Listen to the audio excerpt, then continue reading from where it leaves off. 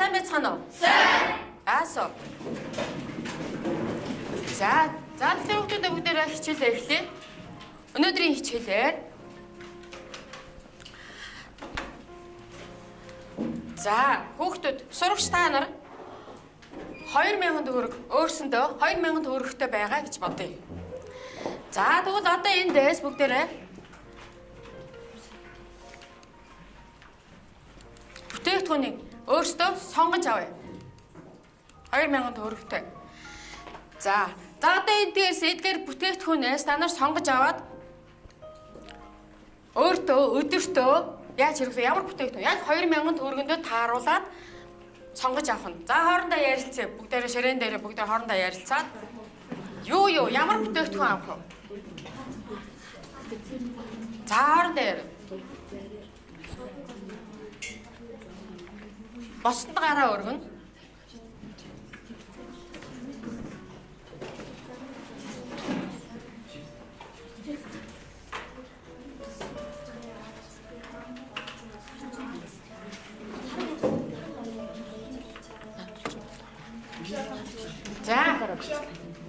За.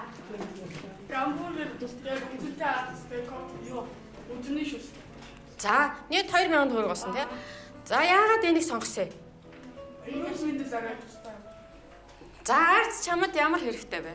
Өдөр тутмын нэг юу? Өний нэг сэдвийг яаж сэргээж. За, үзмний шүүс.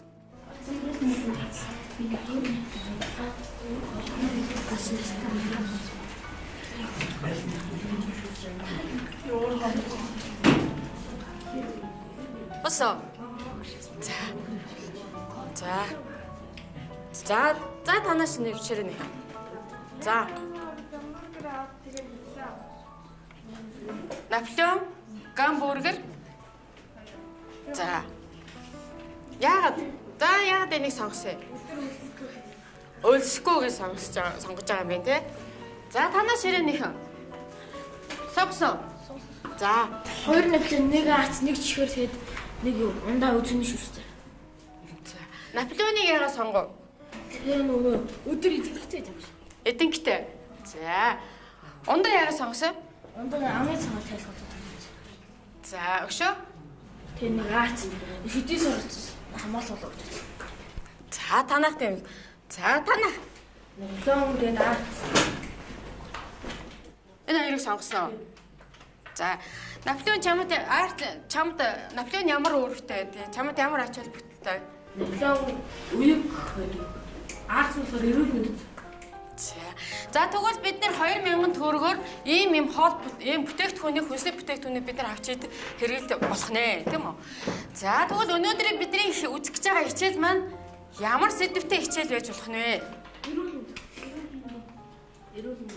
Эрүүл мэнд байна уу? Бид нар юу сонгоод байгаа вэ? За тэгвэл өнөөдрийн хичээлийн сэдэв бол эрүүл хүнс зөв хооллолт гэсэн сэдэв байх нэ. За өнөөдрийн бидний хичээлийн зорилго юу юм бэ? За зорилго уншъя.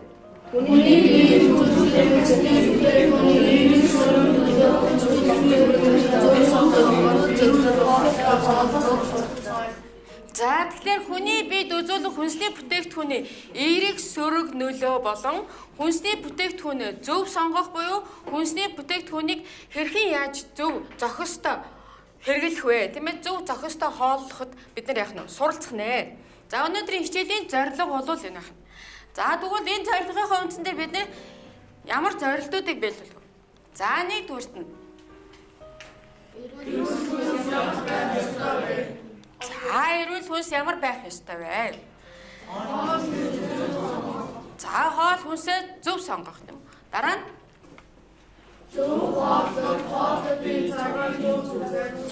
зохицуулж сурах. За дараа нь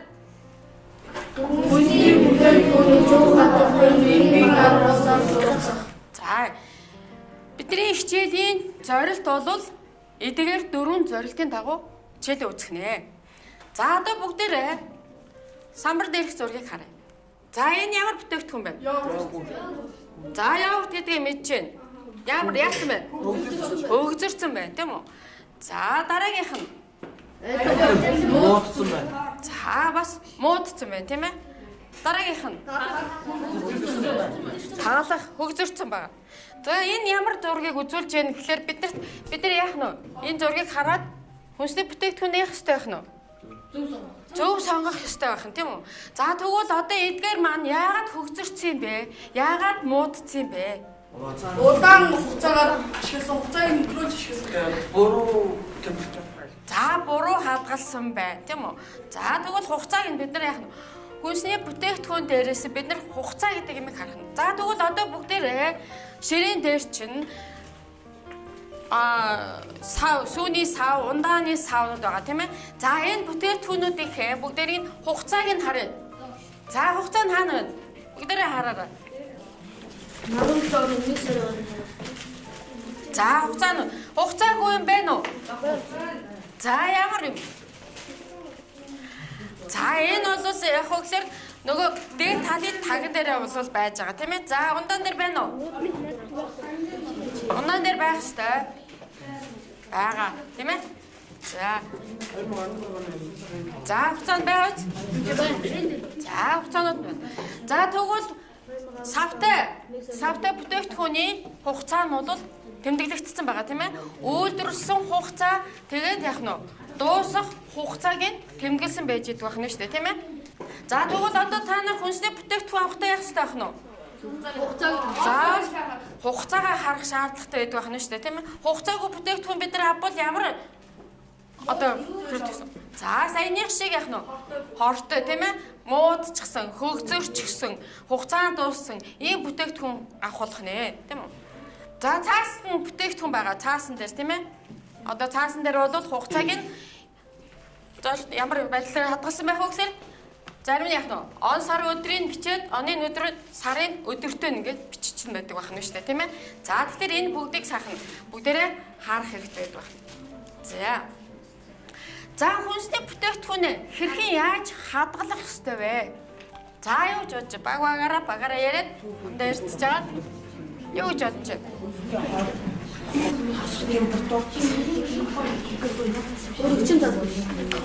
За өргөцөн тадаад нөшөө. За хоорондоо ярилцаарай. За багш нь та нарт ажлын хуудас таргааж өгнө. За энэ ажлын хуудсан дээр та нарт нэг эхлээд яах вэ гэхээр зөвхөн нэгдүгээр ажлыг хийнэ. Дөрөвдүгээр ангийнх нь болохоор зөвхөн нэгдүгээр ажлыг хийнэ. За 5 дугаар ажлынхан мөн 5 дугаар ангийнхан мөн нэгдүгээр даалгаврыг одоо хийж эхэлнэ. Нэгдүгээр даалгавар.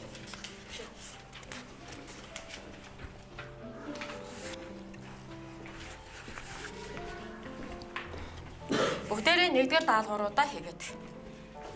Яг өөрсдийнхөө бодож байгаагаар 5 дахь ангийнхан өөрсдийн бодож байгаагаар хадгалах хүнсний бүтээгдэхүүнийг хадгалахдаа яаж хадгалах талаар өөрсдийнхөө бодлоо бичих нь шүү дээ. За тэгээд дараа ажлын хуудасны хариултыг самбар дээр бүгдээрээ харна. Туссан тий.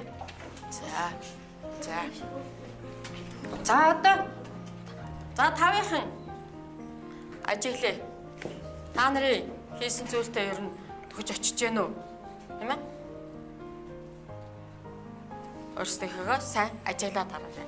За дөрөвдөр ангийнхаа өөрсдийнхөө хийсэн юм аа сайн ажиглаад харж бусдтайгаа хажуудахыгаа ч гэсэн тийм ээ хараад зөв хийж үү, буруу хийж үү ер нь бүгдээрээ нэг хараад байж. За босно 5 дахь анги харснаа.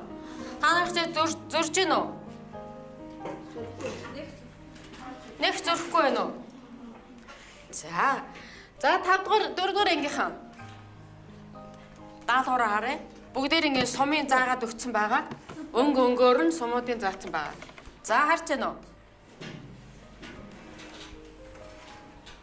Зөв байна уу? Таарсан бүгдээр нь те. За ажлаа бүгдээрээ сайн хийсэн байна тийм үү? За 5 дахь ангийнхных бол энд хариултанд бол байж байна. За таарах нь уу? Таарч байна уу бүгдээрийнх нь? Болж байна уу? За одоо хүүхдүүдээ бүгдээрээ урдаа байгаа ундааны сав.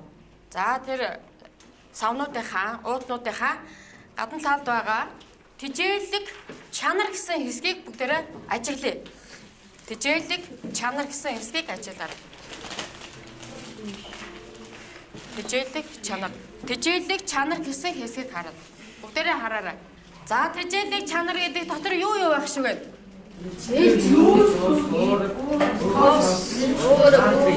За илчлэг, тостог, уураг, нүүр сус гэсэн эдгээр зүйлүүд байгааз. За тэгвэл тижээлэг чанар гэж юу юм бэ гэдэг. Бүгдээрээ дорхоотын харъя. Тижээлэг чанар. За тижээлэг чанар гэж юу хэлж байна? Тижээлэг чанар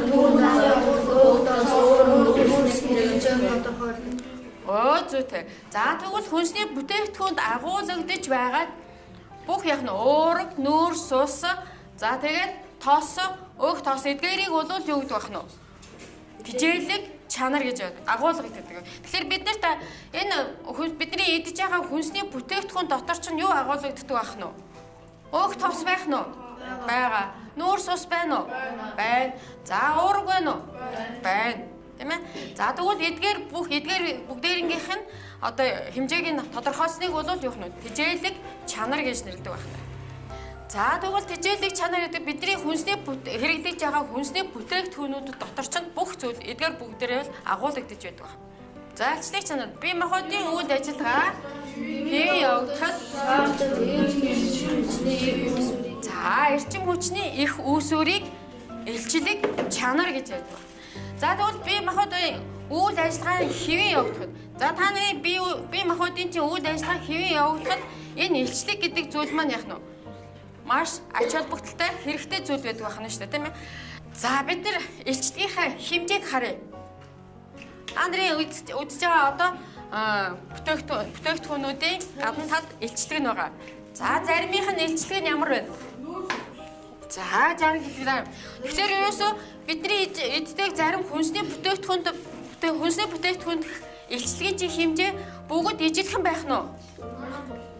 Ижилхэн биш байгааз бүгдээрээ өөр байгаа шүү дээ тийм үү?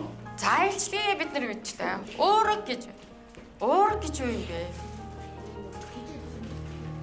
Уураг гэж юу? За тижээл байт юм бэ. Уураг ямар үүрэгтэй? За тэгвэл өөрийнхөө тухай уншаадах юм.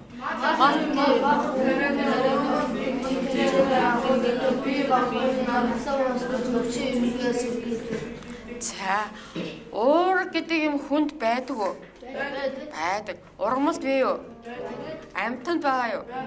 Тэгвэл уураг гэдэг маань хаана вэ? Хүн бүхэл зүйлд яах нь уураг гэдэг амьд бие организм бүгдэтэн тийм үү? За тэгвэл бидний идэж байгаа хүнсний бүтээгдэхүүнд уураг байгаа юу? Байгаа шүү дээ. Бид нар уургаа хаанаас авдаг юм? Идэж байгаа хоол тийм ээ? Идэж байгаа хүнсний бүтээгдэхүүнүүдээсээ бид нар уураг гэх юм чи авдаг байх нь. Тэгвэл уураг хаана байдаг байх нь? Хаана хамгийн их байдаг байх нь? Хүнсний бүтээгдэхүүндээ ямар юм? Мал амьтны мах өшөө юу? Үүр тарианы ургамлуудад халуул яах нь? Уураг хамгийн их байдаг байх нэ. За тэгвэл уураг маань яадаг байх нь? Хүний биеийг нөхөн төлжүүлж яадаг байх нь шүү дээ, тийм ээ? Төлжүүлж яадаг. Бид нар уургийг өөртөө заавал авах хэрэгтэй. Хүнсний бүтээгдэхүүнийг хүнсээр бид нар хоол идж байгаа хоол хүнсээрээ бид нар уургийг өөртөө шингээж авч яадаг байх нь шүү дээ, тийм ээ? Нүүр сус гэж юу? За нүүр сус гэж юу? За нүүр сусыг харъя. За сүүн дээр хэд гэж 12. За өшөө ундаан дээр. За тэгвэл нүүр сус гэдэг чинь хүнсний бүтээгдэхүүн дээр бас ижил байдаг байх нь уу? Ижилхэн хэмжээтэй байдаг байх нь уу? Хэмжээ нь өөр байдаг байх нь шүү дээ, тийм үү? За тэгвэл нүүр сус гэдэг маань ямар юм бэ тийм бэ? Ямар үүрэгтэй? За өшөө.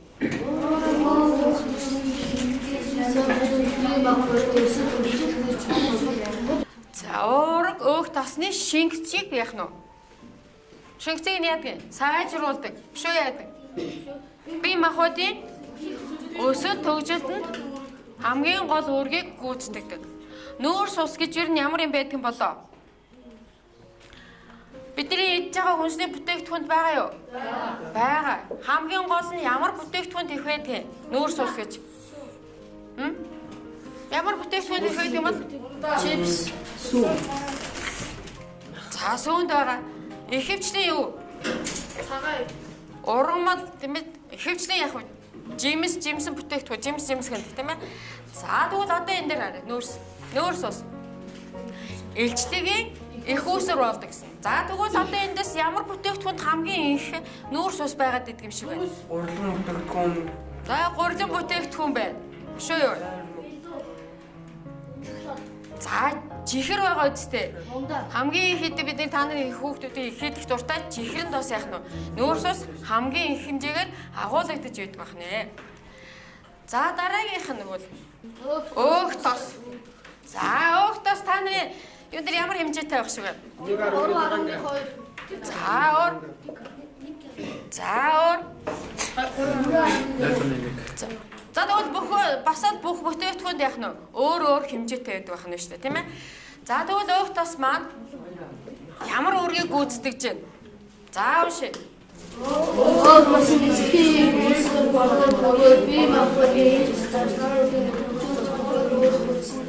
Заавал төгсөн элчлэгийн их үүсвэр болдог бөгөөд бие махбодын илч зарцуулалтыг нөхөд чухал үүрэг гүйцэтгэдэг гэж байна.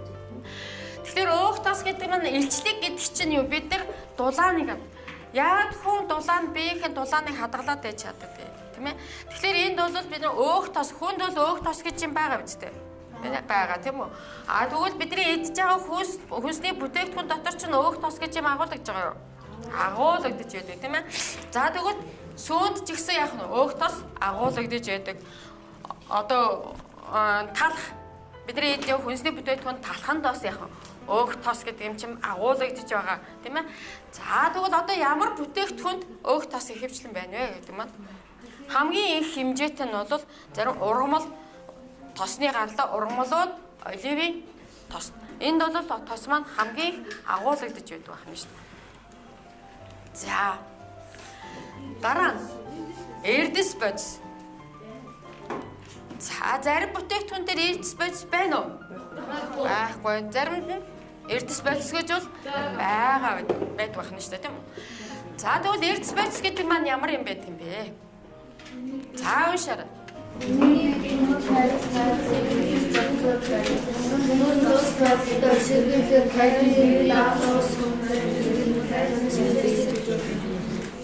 За хүний бич төмөр, кальц зэрэг эрдэс бодисууд байдаг гэж. Төмөр гэж ямар үгс байдаг мэд хөө?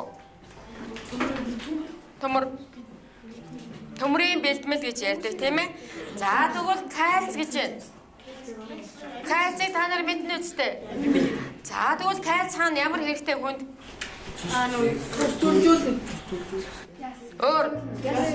Ясыг бэхжүүлдэг. Та нар яадаг вэ? Нөгөө газтай ундаа уугаад нөгөө ясны сэрэгжилт боллоо гэж ярьдаг шүү дээ, тийм үү? За тэгвэл энэ нөгөө газтай ундаа ууснаас чинь болоод яадаг вөхлөөр нөгөө кальц гэдэг юм чинь нөгөө газтай ундаа чинь кальц гэдэг бодисын бит байдаг. Тэр кальцыг чинь яах нь устгаад байдаг. Тийм учраас хүний ясны сэрэгжилт бол яах нь ясны сэрэгжилт явагддаг байх нь шүү дээ, тийм ээ. Яс нь бол юу? Хэврэг болчдөг. Хүний яс бол хэврэг болчдөг байх нь шүү дээ. За тэгвэл одоо эрдэс бодис маань бол юу? Ямар бүтээгдэхүүн дээ? За ерөөсөө яах нь гурван бүтээгдэхүүн байна. Дээрээс нь жимс ногоон дотор ч яах нь хамгийн их агуулгадж байдаг байх нь шүү дээ, тийм ээ. За одоо дөрөвдүгээр ангийнхан наад ширээн дээр чинь байгаа энэ цаас байгаа тийм ээ. За эндээс та нар өөрсдөө хоорондоо баг багаараа ярьж байгаа эерэг сөрөг нөлөө бүхий хүнсний бүтээгдэхүүнүүдийг ялгаж тэн дээр наам. За юу. За 5 дугаар ангийнханд бэ. За энэ өглөөний цаг ядуулаа өөртөө зориулдаг өдрийн хоолыг найзтайгаа хуваа орой хоолыг ядуулаа дайсандаа өг гэж. Энэ маань юу гэсэн үг вэ? Ямар утгатай үг вэ? Өдрийн хоолыг бага хэмжээгээр ирээд орой хоолыг хэвтрүүл юу бас нөгөө нэг байх юм зүг.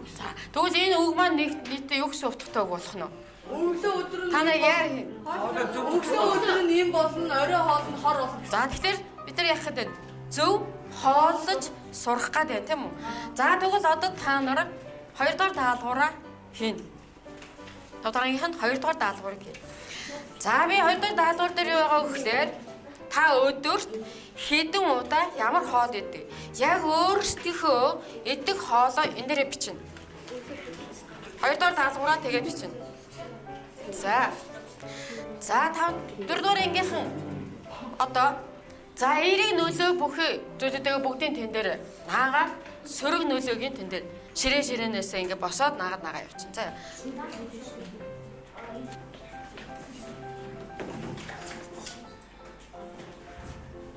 За та нар даалгавраа хийж байгаа үстэй тийм ээ? Даалгавраа хий.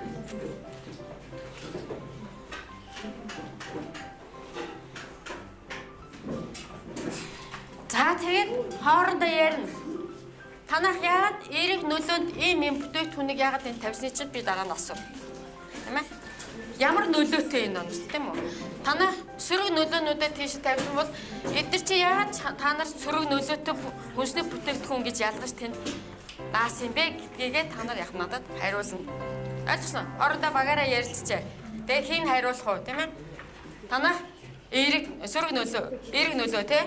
За эерэг нөлөөнийх нь та нар яагаад эерэг нөлөөнд эд бүтээгдэхүүнүүдийг тавьсан? Өшөө эерэг нөлөөний бүтээгдэхүүн байхгүй юу нан чинь? За өөрөөсөө бодож байгаа. Танах сөрөг нөлөө болцноо.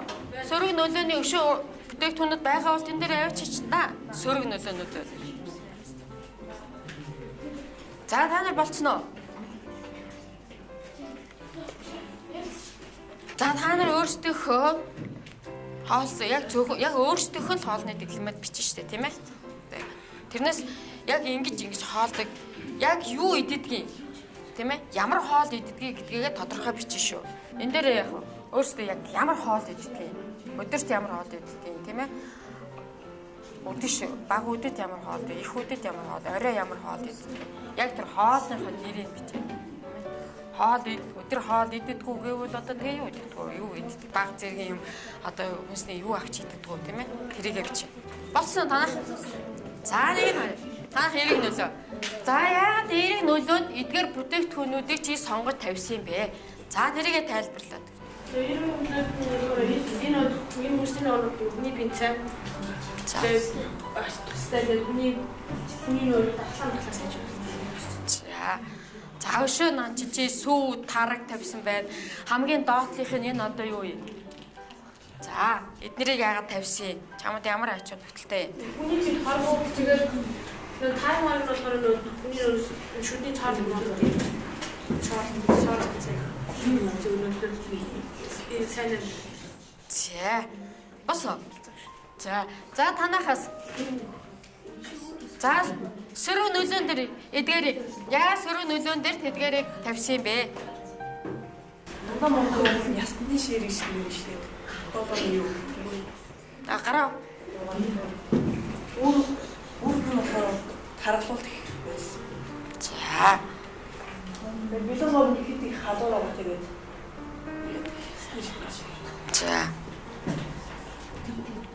За хямыг тавьсан байна. Хямыг тавьсан байна. Яагаад хямыг тавьсан? Хям тавьсан байна шүү дээ чи.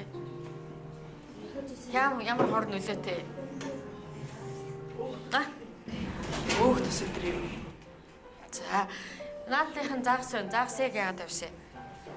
Загс чамд ач холбогдолгүй юу? Чамд хор нөлөөтэй юу? Загс. За тэгэнт байна. Чамд өөр ач холбогдол ерөөсөө ясыг бол хүн мэдрээд аваад ажиж штэ тийм ээ. Махан чамд бол загсны мах бол чамд ач холбогдлоо тийм ээ. Хор нөлөөтэй л гэсэн үг юм байна тийм үү? За сууж.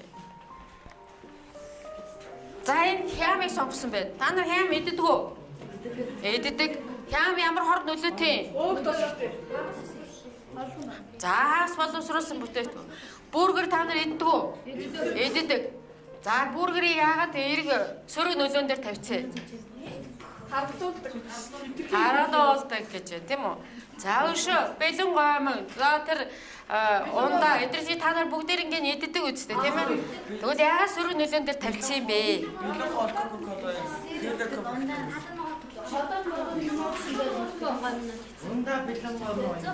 Загсыг яагаад энэ тавьчих тэгвэл? Загсыг болон тавих. Загс уул нь эрүүл мэнд. Өөр гихтэй. Загс чинь болол эерэг бүтээгдэхүүнд орно шүү дээ тийм ээ. За баярлалаа. За дараагийнх нь 5 дахь ангийнх нь. За 5 дахь ангийнх нь даалгавраа шалгуулъя. За сан нэг нь гарч ирээд яг өдөрт юу идэггээгээ тайлбарж өгье. 4 дугаар ангийнх нь энийг харъя. Сөрөг нөлөө үзүүлдэг хүнс ямар хүнс байна уу? Тэрийг харъя тийм ээ. За танаа. Өглөө болохоор нөгөө нэг юу яадаг?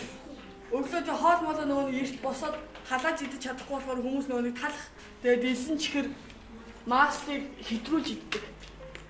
Чи өөрийнхөө иддэг өөрийнхөө хоолны дэглэмэл надад хэлж өгнө. Тэгээд өдөрт нь болохоор тэгээд нөгөө нэг хөөрэ идэх юм талах. Тэгээд ёо боо ворч гэдэг. Оройд нь болохоор нөгөө нэг хүний өдөр тутамд иддэг нөгөө нэг 1-2 дугаар хоолыг иддэг. Өдөр тутамд. За чиний хоолны яг зөв хоолны дэглэм яг энэ мөн үү? Биш. Би чамайг зөвхөн өөрийнхөө хоолны дэглэмийг хэлсэн. Зөв хоол дээ юу? Биш яг өөрөө чи яг юу идэх тийм? Өөрөө ингэж яг иддэг үү? За чи иддэг бол нэг өдөр 1-2 дугаар хоол иддэг бол сайн байна. 4 дугаар ингэ харсан уу? Энийг харж байгаараа эерэг нөлөө, сөрөг нөлөөг би сая энд гаргацсан байна. Одоо эерэг нөлөөг энд гаргацсан байна. За танаа ширээнээс сая. Өглөө болохоор аяг бүлээ суугаад нэг хотод хатсан байдаг болохоор хотод чиглэлчээд тэгээд ерөөсөн өдөр очиад тэгээд хулгай удаа цай өвчтэй. Би орой хоол. За тэгвэл бүгдээр яг зөв хоолол чадж гин үү? Чадахгүй байх шиг байна уу, тийм ээ? За та нар эерэг сөрөг нөлөөгөө олцсон бахаа юу, тийм? За тэгвэл одоо 5 дугаар ангийнхан даалгавар хийнэ. За 4 дугаар ангийнхан 4 дугаар даалгавраа одоо хий. 2 дугаар даалгавраа хийн. 4 дугаар ангийнхан. 2 дугаар даалгавраа хийн. За 5 дугаар ангийнхан энэ дээр баг 2 баг тус бүртээ яг зөв хооллолтынхаа хэрхэн яаж зөв хооллох талаараа зураглаа хийн. Өөрсдөө. Яг өөрсдөө. Өдөр нь ямар хоол идэх вэ? Өглөө нь ямар хоол идэх вэ? За ямар ингэж мастрапаар. Одоо өглөө хэдэн цагт босох вэ? Хэдэн цагт босоод юу идэх вэ? Тэгээд өдөр нь яг өөрсдийнхөө ингэж одоо нэг схемчдэх маягаар зураг. За та нар бас яах нь вэ? Яг өглөө хэдэн цагт босдгийг тийм ээ? За тэгээ өглөө хэдэн цагт босоод юу идэж явах вэ? Өдрийн та нар 100% нөгөө багийнхан ч гэсэн сонсчээ. Өдөрт иддэг хоолоо 100% гэдэг. Өглөө босоод орой унттлаа иддэг хоолоо 100% гээд аваад үзчих заяа. Тэгээд тэрнийхээ өглөө нь хэдэн хувийг иддэг юм? Баг үдэд тэгэхээр одоо нэг 11 тийм 11 цаг үед ч юм уу тийм 12. Тэр үед хоолныхаа хэдэн хувийг иддэг? Яг өдөр тийм ээ? Хичээлээсээ тарж очиод ч юм уу тийм ээ? Өдөр 11 12 цаг юм уу тийм ээ? Нэг цагт яг тэр үед ямар хоол идэх вэ? Өдөөс хойш ямар орой унтахаас өмнө ямар хоол иддэг юм? За тэрийг яг ингээд цикл маягаар ингээд дугуй баягаар хийж болно. Эсвэл зөвөр ингээд бичиж болно тийм ээ? Тэрийг өөрсдөө бодож байгаа юм. Ураа хийжээ. За тэр хооронд дөрвийнхэн дууссан уу? Дууссан. Өгд дууссан уу? За тэгвэл даалгавар дасгалаа. Нөгөөд дууссан уу? Болвол даалгавраа харъя. За бүгс нь таарч гэнэ үү? Өгд таарч гэнэ үү? Таарч гэнэ. За одоо тэгвэл дөрвийнхэн эрүүл хүнс гэж юу хэлэх вэ гэсэн сэдвийг уншиж байгаа. Уншаад эрүүл хүнс гэж юу хэлэх талаар тодорхойлт нийлж агаад нэг тодорхойлтоо гаргая.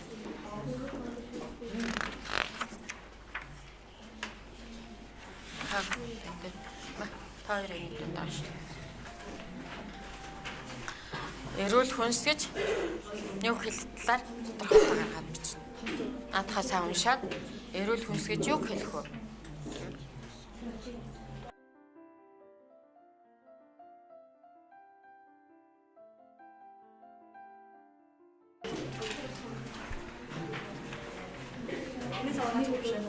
Тэг. Тэгээд энэ хадагаас нь гэж. Тэгээд хоёр талаас нь яа. Тэгвэл наадах чинь юу яачих юм бэ?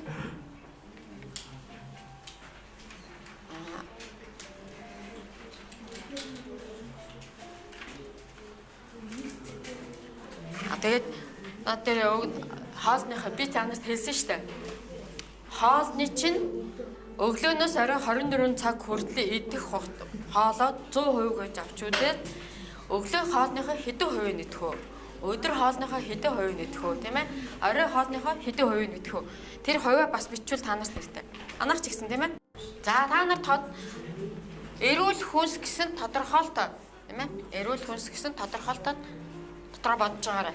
За ус эрдний ширээнийхэн эдний багийнхан тайлбарлая. За хэн тайлбарлах вэ? За ус эрдний өөрөө тайлбар. За өглөө чи хоолныхоо 25% нийтх юм бэ. За тэгвэл 25% дээр чи юу идэж байгаа? Талах тэгээд мас 9 чихэр цай. За энэ чи хоолны чинь 25%. Өөр одоо тэг өдөр чи хэдэн цагт хоол идэх вэ? 1 цагт. За 1 цаг. Өглөө хэдэн цагт идэж байна? Өглөө 8 цагт. За 8 цагаас 1 цаг хүртэл юу ч идэхгүй юу? Сургууль дээр ирээд за тэгвэл сургууль дээр ирээд идэгдгийг чи бас бичих хэрэгтэй байхгүй юу? Тэдэн хувь гэх тийм ээ. Одоо хоолны чинь тэдэн хувь гэж явах хэрэгтэй. За тэгвэл өдөр чи хоолны 25% дээр чи юу юулж байгаа? борцог талах бас яг өглөөнийхтэйг Адилхан идэх үү? За. тэгээд оройн нь болохоор бидний нэг хоёр хоол шилтөө. За.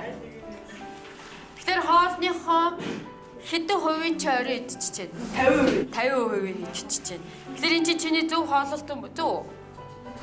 Бороо. Тэгэхээр би чамд зөв хооллолт, яг зөв хооллох өөрийнхөө сайн шин дэглэмээ уганд бичих ёстой байхгүй юу? Тийм ээ? За тэгвэл чи буруу иддэг байх. За танайхан. Арсан. За яагаад тийшээ тавьчих?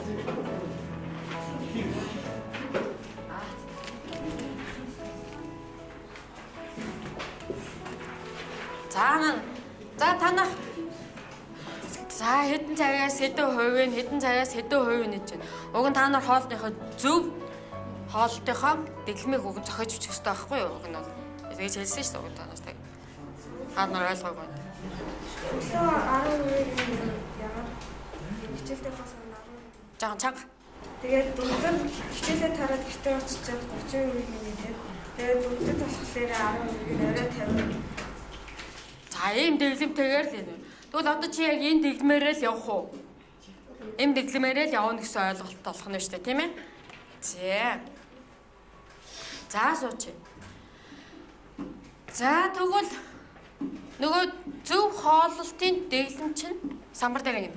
Та нарын хийсэн дэглэмтэй чинь тохирох нь уу? Та нар зөв хооллож чадах нь уу? Тэгвэл өглөө хэдэн хувь байх нь вэ? 20-оос 25%. Өдөр бага үдэд бол 10-аас 15%. Өдөр болохоор 35-аас 40%, орой болохоор 15-аас 20% байна. Та тэгэхээр орой болохоор яах нь вэ? Хамаг хоолоо идчих нь шүү дээ, тийм ээ? Яг хууч би шин одоо өөрийнхөө хоолны зөв дэглэмээ зохиох гэж хэлсэн шүү дээ. За тэгвэл энэ бидний та нарын хийсэн зүйл маань бол жоохон зөөрөх гээд байна, тийм ээ? За тэгвэл та нар өдрийн хоолныхоо дэглэмийг яг энэ дэглэмээр хийх юм бол та нарын хооллолт бол яг нэг зөв хооллолт болох нэ.